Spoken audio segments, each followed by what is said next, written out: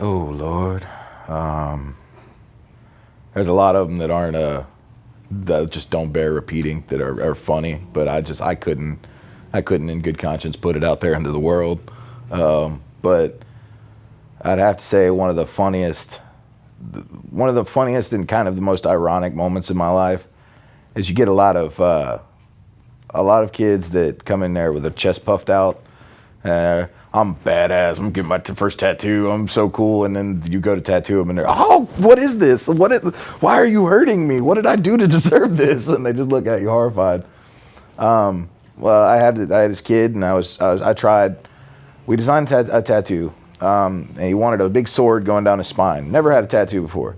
It's going to be like a 10, 12-hour tattoo directly on one of the most painful spots in the body, from the base of his skull to the top of his butt crack. He wanted a sword, big, huge sword. I spent 2 days designing it, and he came back. And when he came back, he brought like an entourage.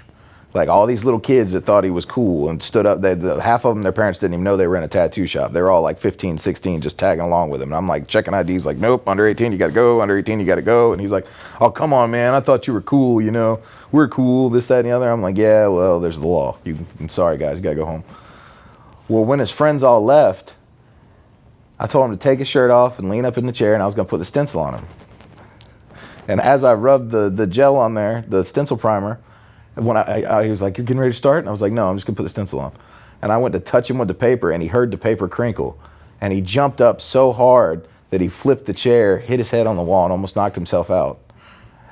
And I said, dude, are you okay? And he's like, no, I'm good, man. You scared me. And I'm like, okay, well, it's all good. So we get him taken care of, make sure he's all right. We sit him back down in the chair, and at this point, everybody in the shop is just like, they're all out front laughing, trying as hard as they can not to chase away money, but at the same time, they realize how much this kid is not going to sit through this tattoo. And I'm like, I'm trying everything I can to be respectful and be like, maybe your first one, you should go something smaller, get used to the feeling of the needle, get what you're expected to, because on this one, I'm going to have to run a 14-inch line dead laser straight down the side of your spine.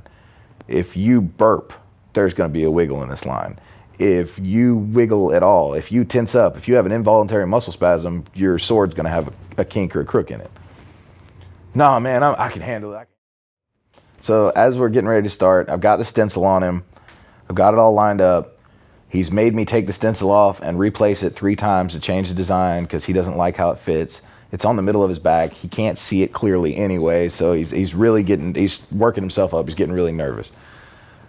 Well, as I was like, all right, well, I'm going to fire up the machine. All right, yeah, man, I got it. Ain't no problem, this, that, and the other. So I hit the pedal, and the machine goes off, and I'm like this, right between his shoulder blades at the base of his spine, and he's looking down.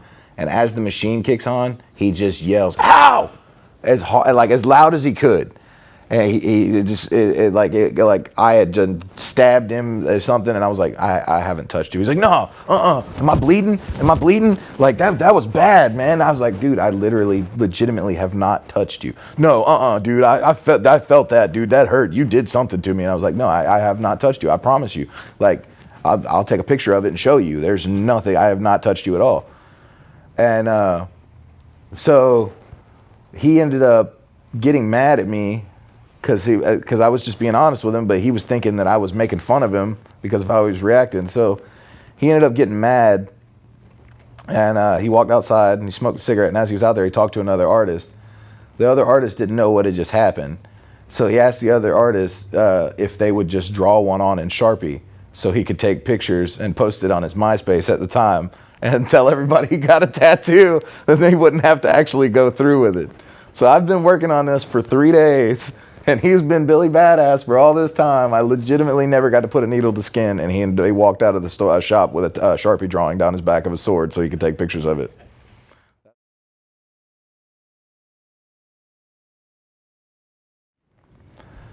He never came back, and another situation, one of his friends came in and was like, oh man, I saw that tattoo you did on that on my buddy. It looked badass. And I said, have you ever seen it in person?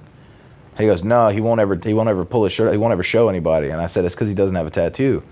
No, I was like, yeah, no, he freaked out when I went to start tattooing him.